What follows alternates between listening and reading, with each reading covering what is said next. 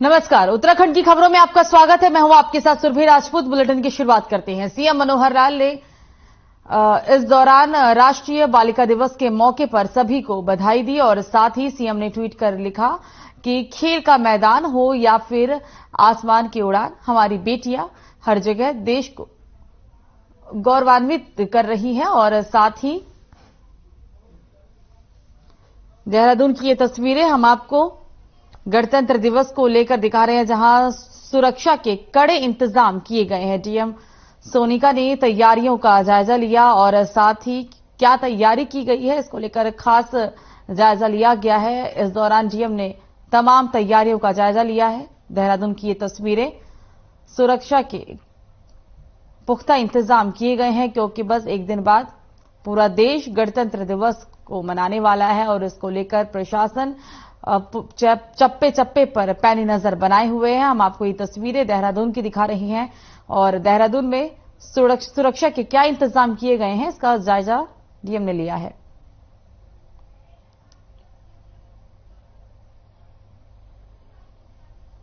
26 जनवरी को लेके जो यातायात है, चूंकि ये हॉलीडे है तो मसूरी को लेके जो लोग घूमने आएंगे उसमें हम कुछ आशंका कर रहे हैं कि बहुत ज़्यादा लोग रहेंगे। उसमें वहीं जीएमएस रोड से वाहनों को बाईपास के थ्रू मसूरी भेजा जाएगा ताकि शहर बचा रहे। दूसरा, बहुत सारे मैराथन इवेंट्स 26 जनवरी की सुबह में प्लान किए गए। हर एक मैराथन इवेंट और रूट की हमने मैपिंग कर रखी है और जगह जगह पे वैसे ड्यूटी आज लगाई जाएगी। जो स्टेट लेवल हमारा प्रोग्राम होगा वो भव्य दिव्य होगा और वो परेड ग्राउंड में होगा। तो परेड ग्राउंड के चारों ओर ये जीरो जोन रहेगा। हमारी संस्कृति से रिलेटिव हम हमेशा डांस, सिंगिंग सब कुछ करते हैं और बेसिकली हम सभी गढ़वाल से, रुद्रप्रयाग, चमोली, पौड़ी अलग अलग जिले से हैं। तो यहाँ पे अभी 26 तारीख का जो प्रोग्राम होने वाला है वो भी हमारी संस्कृति से रिलेटिव है और फोक सॉन्ग एक हमने तैयार किया है और वो आपको 26 तारीख को ही देखने को मिलेगा और बहुत ही मजा आने वाला है। हम लोग सारे ही उत्तराखंड के सारे ही डांस। तो गणतंत्र दिवस के अवसर पर परेड ग्राउंड में आयोजित समारोह पर लगातार देहरादून के जिलाधिकारी सोनिका नजर बनाए हुए हैं। उन्होंने कहा कि परेड ग्राउंड में 26 जनवरी को लेकर तैयारियां चल रही है। परेड की भी तैयारियां लगातार जारी है। हमारे इन्वेस्टिगेशन भी पूरे फाइनल हो चुके हैं और हमने इनविटेशन की भी इस बार व्यवस्था की है जिसके द्वारा लोगों को आमंत्रित किया जा रहा है। साथ ही साथ हमने परेड देखने के लिए पोर्टल भी ओपन किए हैं जिसमें लोग लगातार रजिस्ट्रेशन भी करा रहे हैं। गणतंत्र दिवस के मौके पर शासन प्रशासन की तैयारियां लगभग पूरी है।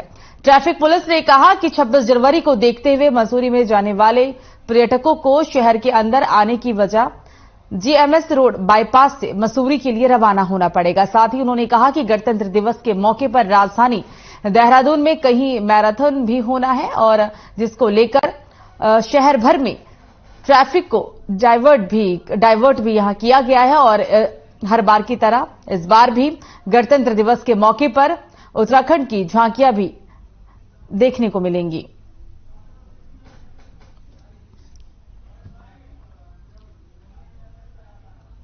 आ 26 जनवरी को लेके जो यातायात है, चूंकि ये हॉलीडे है तो मसूरी को लेके जो लोग घूमने आएंगे उसमें हम कुछ आशंका कर रहे हैं कि बहुत ज़्यादा लोग रहेंगे।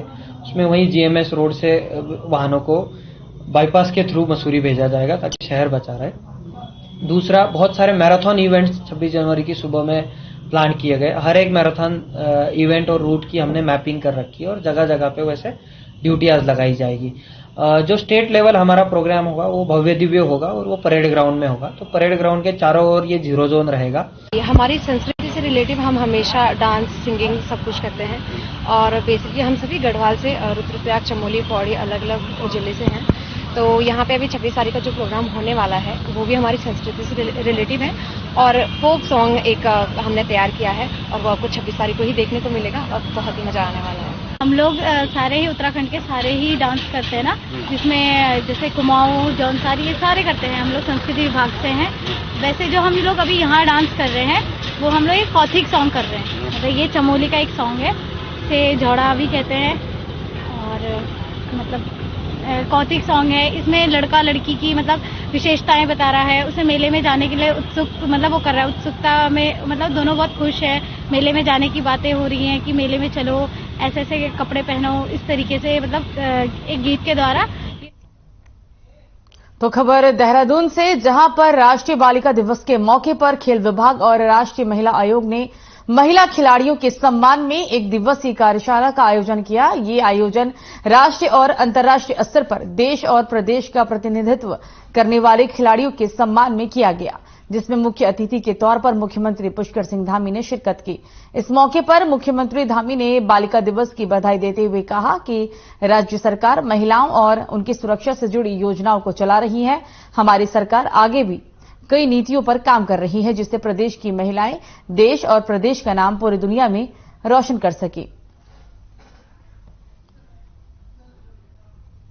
तो आज बालिका दिवस है और इस मौके पर सीएम पुष्कर सिंह धामी ने तमाम महिलाओं को आज के दिन की बधाई दी और इस दौरान एक कार्यशाला का भी आयोजन किया गया था। हम आपको ये कार्यशाला के दौरान की तस्वीरें दिखा रहे हैं, जहां पर महिलाओं को सम्मानित किया गया है। राष्ट्रीय बालिका दिवस पर कार्यशाला का आयोजन देहरादून के अंदर, और इसमें मुख्य अतिथि के रूप में सीएम पहुंचे।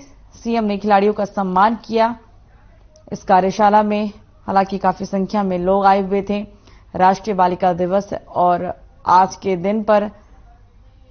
दिन को लेकर सीएम धामी ने तमाम महिलाओं को शुभकामनाएं दी, आज के दिन की बधाई दी और एक कार्यशाला का भी आयोजन देहरादून में किया गया। ये कार्यशाला के दौरान की तस्वीरें।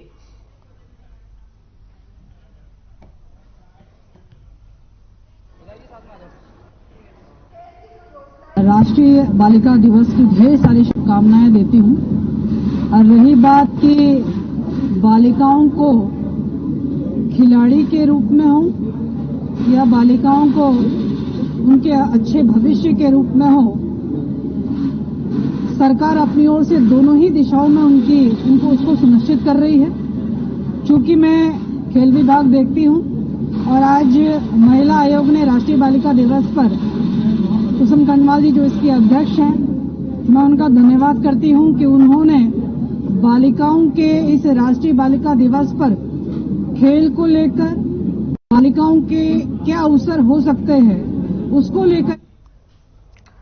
तो पौड़ी में पिछले 5 सालों में हुई 2 बड़ी बस दुर्घटनाओं के लिए गढ़वाल मोटर ऑनर्स ने जर्जर सड़कों को भी जिम्मेदार ठहराया। साथ ही उत्तराखंड की सबसे बड़ी प्राइवेट बस कंपनी के अध्यक्ष जीत सिंह पचवाल ने बताया कि 5 साल पहले धुमाकोट में हुई बस दुर्घटना, जिसमें 53 लोगों की जान चली गई थी, जिसका कारण ओवरलोड और जर्जर सड़क वजह बनी थी। और जबकि बीते साल बीरोखाल में के सिमड़ी में हुई बस दुर्घटना, जिसमें 34 लोगों की मौत हो गई और उसमें भी जर्जर सड़क दुर्घटना का कारण था।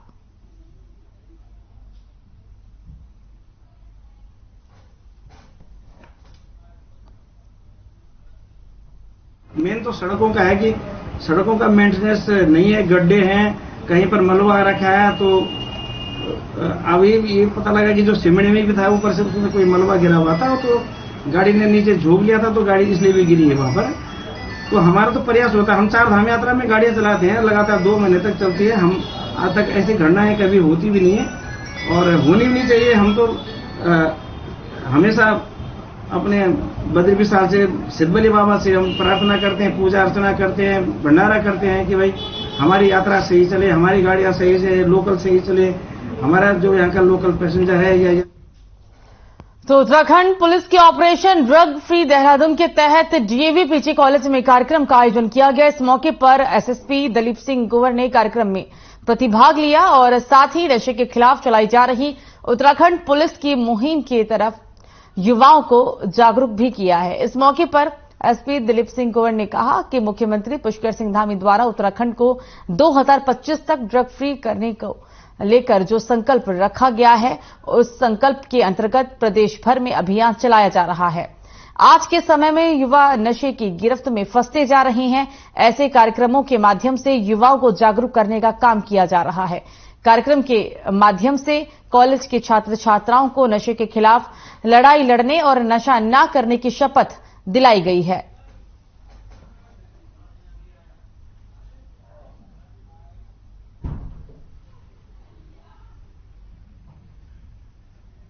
डीएवी कॉलेज में आज हम लोग यहाँ पर एक एंटी ड्रग्स का अभियान चलाने के लिए एक कार्यक्रम यहाँ पर आयोजित किया गया था। और मैंने यहाँ के जो छात्र हैं, फैकल्टी मेंबर्स हैं, सबसे आह्वान किया कि उनको जो एंटी ड्रग्स जो मुहिम चढ़ा गया है पुलिस, उत्तराखंड पुलिस की तरफ से, इस तरह से जो परिकल्पना माननीय मुख्यमंत्री जी ने करी है कि भाई 2025 तक हम उत्तराखंड को ड्रग्स फ्री बनाएंगे, उस सिलसिले में हमने एक वर्कशॉप आयोजित किया, एक बैठक आयोजित करी और डीएवी पीजी कॉलेज में।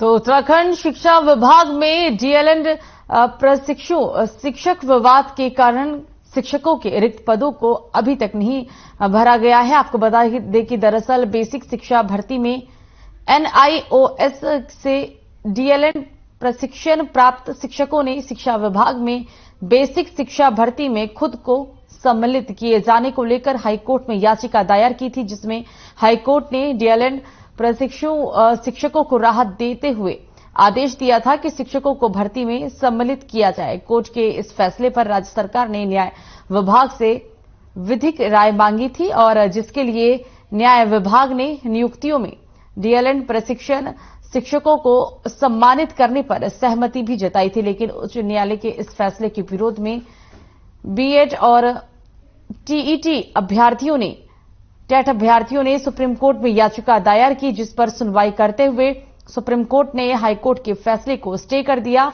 यही कारण है कि शिक्षा विभाग शिक्षकों की भर्ती नहीं करा पा रहा है, जबकि मामला सुप्रीम कोर्ट में होने के कारण नई भर्तियां भी नहीं की जा रही हैं। शिक्षा महानिदेशक बंशीधर तिवारी का कहना है कि राज्य सरकार को हाई कोर्ट सुप्रीम कोर्ट के फैसले का इंतजार है और जिसके आधार पर ही डीएलएड प्रशिक्षण शिक्षकों को सम्मिलित किए जाने और रिक्त पदों को भरे जाने की प्रक्रिया को शुरू किया जा सकेगा, जबकि डीएलएड प्रशिक्षु शिक्षक संघ को भी हाईकोर्ट से राहत मिलने के बाद अब सुप्रीम कोर्ट के फैसले का इंतजार है, क्योंकि सुप्रीम कोर्ट का फैसला ही उनके आगे के भविष्य को तय करेगा।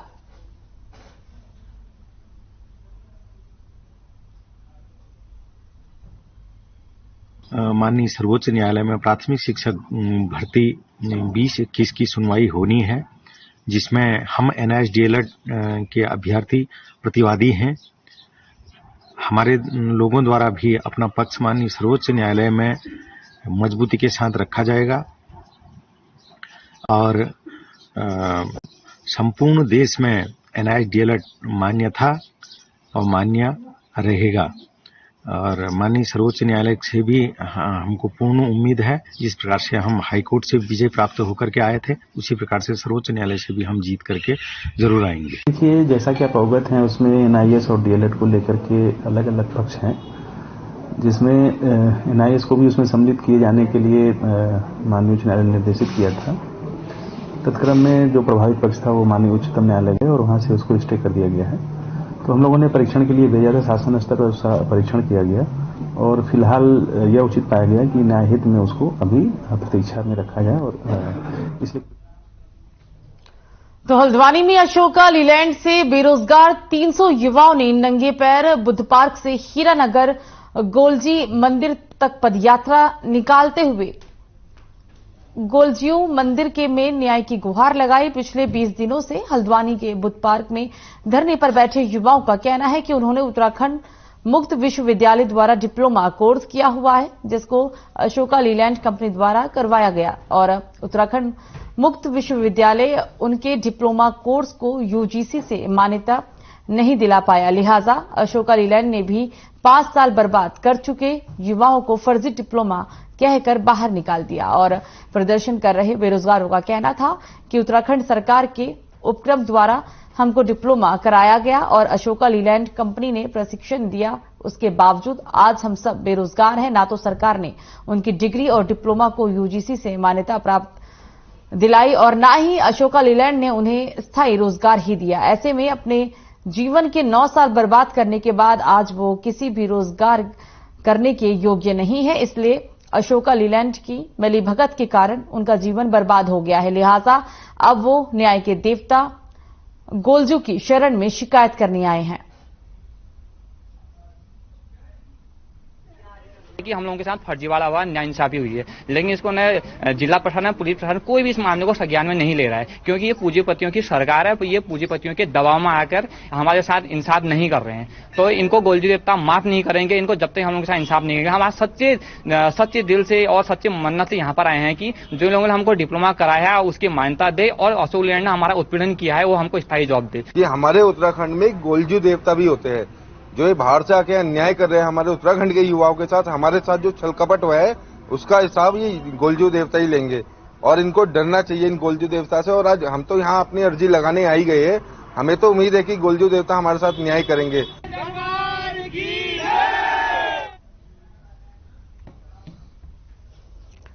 तो प्रदेश की महिला आयोग उपाध्यक्ष ज्योति सा अल्मोड़ा पहुंची और जहां उन्होंने अल्मोड़ा के बालिका निकेतन और नारी निकेतन का निरीक्षण किया। बालिका दिवस के मौके पर उन्होंने निकेतन की बालिकाओं को शुभकामनाएं दी और इसके साथ ही उन्होंने नारी निकेतन में रह रही महिलाओं से उनकी समस्याओं के बारे में जानकारी ली। प्रदेश में महिलाएं जागरूक हो गई हैं और विभाग लगातार इसके लिए काम भी कर रहा है। साथ ही उन्होंने कहा कि हाल ही में मुंबई से अल्मोड़ा लाई गई महिला के लिए विभाग की योजनाओं के लिए अधिकारियों को निर्देश दिए गए हैं।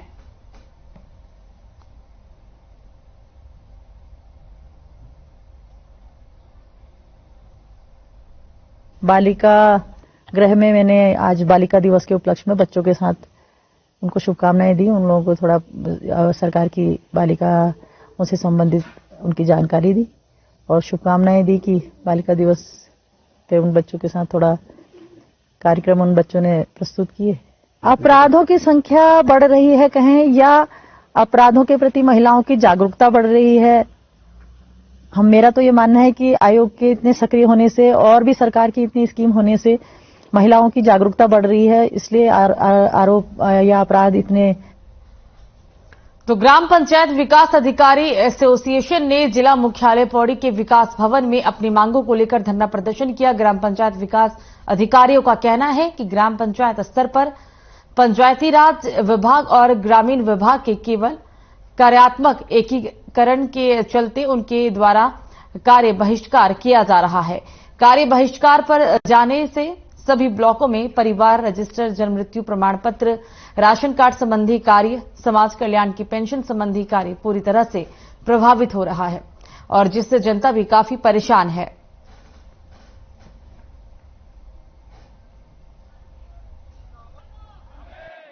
न्यायालय द्वारा जो डिसीजन आया था ये उसकी बिल्कुल सीधे अवमाननाएं हैं। उस समय पहले भी हमारे पंचायत राज विभाग में बहुउद्देशीय कर्मियों के रूप में सभी कर्मचारी कार्य करते थे, लेकिन ये उस समय उच्चतम न्यायालय द्वारा जो डिसीजन दिया गया था वो इसी पक्ष में था कि सभी अपने अपने विभाग के अंतर्गत कार्य करेंगे स्वतंत्र रूप से।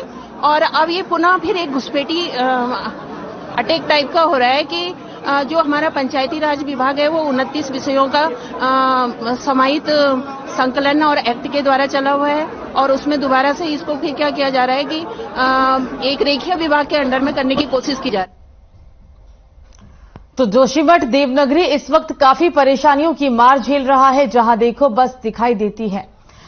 आए दिन कई वार्डों में नई का सिलसिला अभी भी लगातार जारी है और वहीं कई आशियाने इस वक्त पूरी तरह से खतरे की जद में आ चुके हैं, जो कभी भी पल भर में स्वयं जमींदोज हो सकते हैं, जिसको लेकर प्रशासन सतर्क भी हो चुका है। पहले उन घरों को तोड़ने का काम प्रशासन ने शुरू किया। तो वहीं बात करें जोशीमठ देवनगरी के मनोहर बाग वार्ड संख्या 5 की, तो यहां एक परिवार का आशियाना को प्रशासन के द्वारा तोड़ दिया गया, जो आशियाना पूरी तरह से जर्जर हालत में था।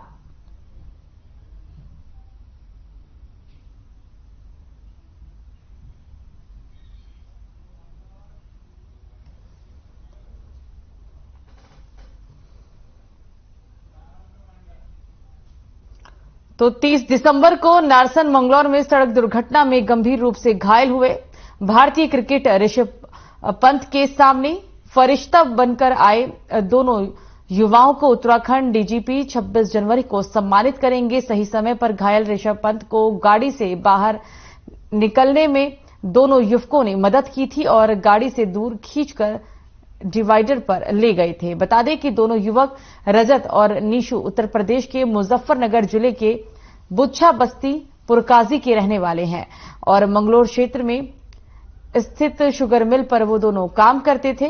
बता दें कि घायल ऋषभ पंत ने दोनों को अपना मददगार बताया था और उन्होंने देहरादून अस्पताल बुलाकर उनका शुक्रिया अदा भी किया था।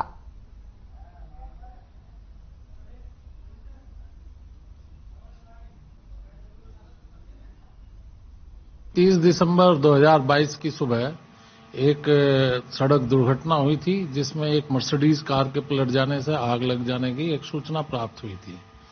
तो इस सूचना पर त्वरित कार्रवाई करते हुए पुलिस द्वारा 2 टीमें बनाई गई। एक टीम के रूप में मैं अस्पताल में पहुंचा तो वहां जो चोटिल को लाके दाखिल किया तो पता लगा कि ऋषभ पंत है जो इंटरनेशनल क्रिकेट प्लेयर हैं। इनको जो अस्पताल में लाने वाले 2 लड़के थे निशु और रजत, दोनों बुच्चा बस्ती थाना पुरकाजी जिला मुजफ्फरनगर के रहने वाले हैं। ये उनको वहां लेकर आए और इन्होंने जो इनकी हेल्प की उसका ये परिणाम हुआ कि आज यह 30 दिसंबर की बात है। हम 4 साढ़े 4 बजे घर से निकले और यहाँ 5 साढ़े 5 बजे पहुंचे गुरुकुल नारसन। तो यहाँ एक एक्सीडेंट हुआ था। एक्सीडेंट में ऋषभ पंत जी थे। उस टाइम हम जानते नहीं थे। तो जैसे हमने देखा तो गाड़ी पलटी और गाड़ी में आग लगी। तो उसी गाड़ी के पास से हमने ऋषभ पंत जी को उठा के डिवाइडर पे ले गए और उन्हें अपने जो भी फर्स्ट रेट में जो भी कम्बल वम्बल जो भी हमसे हो पाया हमने उन्हें सहायता की। बाद में पुलिस प्रशासन आया जिसमें मनोज मैनवाल जी जो मंगलोर थाने कोतवाली है उन्होंने आके हमें वहां से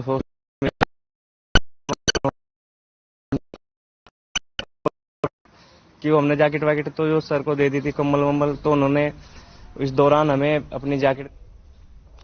तो विभाग ने पूर्वानुमान जारी करते हुए उत्तराखंड में अधिक ऊंचाई वाले स्थानों पर बारिश और बर्फबारी की आशंका जताई है। मौसम विभाग के निदेशक विक्रम सिंह ने कहा है कि 3000 मीटर से अधिक ऊंचाई वाले स्थानों पर बारिश के साथ बर्फबारी देखने को मिल सकती है।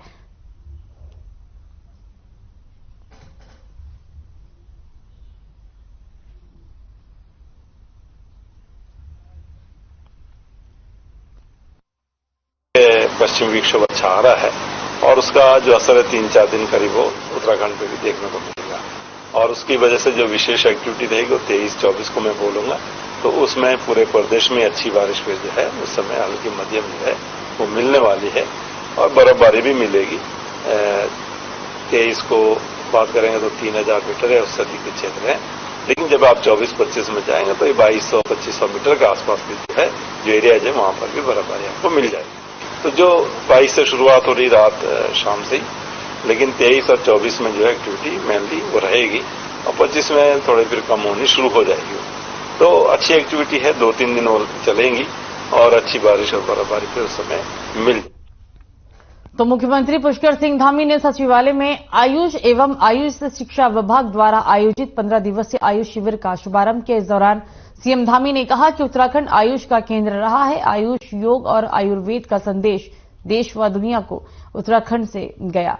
साथ ही कहा कि आयुष, योग और आयुर्वेद हमारी प्राचीन चिकित्सा पद्धति रही है। इस अवसर पर अपर मुख्य सचिव राधा रतूड़ी, संजीव डॉक्टर पंकज कुमार पांडे, अपर सचिव विजय जोगदंडे और आदि उपस्थित रहे हैं।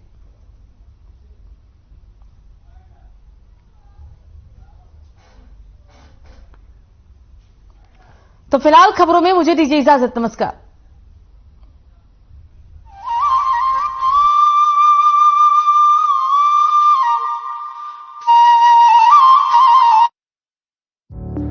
Through constant innovation,